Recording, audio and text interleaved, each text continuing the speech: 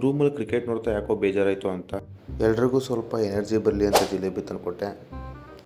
ಅಕ್ಕಿ ನೆನೆಸಿರೋ ನೀರನ್ನ ಮುಖಕ್ಕೆ ಸ್ಪ್ರೇ ಮಾಡಿಕೊಂಡು ಎಲ್ಲರೂ ಹೊರಗಡೆ ಹೋಗೋಣ ಅಂತ ಎಲ್ಲ ಎದ್ದು ಹೊರಟು. ಬೇಡ ಬ್ರೋ, ನನ್ನ ಹಾಕ್ಬೇಡ. ಯಾಕೆ ಬ್ರೋ, ನೀನೇ ಇಂಪಾರ್ಟೆಂಟ್ ಹಾಕೊಳ್ಳೋ. ನಮ್ಮ ಡ್ರೈವರ್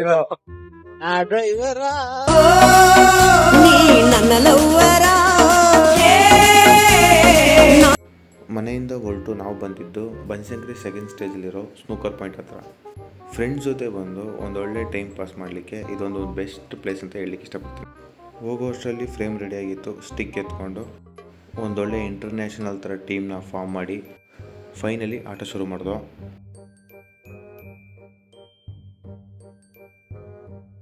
ಈ ಕಣ್ಣಲ್ಲಿ ಇನ್ನೀ ಏನೇನು ನೋಡ್ಬೇಕೋ ಕಾಣೆ. ಚಿಕ್ಕದಾಗ ಒಂದು ಬ್ರೇಕ್ ತಗೊಂಡು ಸ್ಪ್ರೈಟ್ ಕೊಡ್ತೀವಿ, ಮತ್ತೆ ಇನ್ನೊಂದು ಗೇಮ್ ಆಡಿ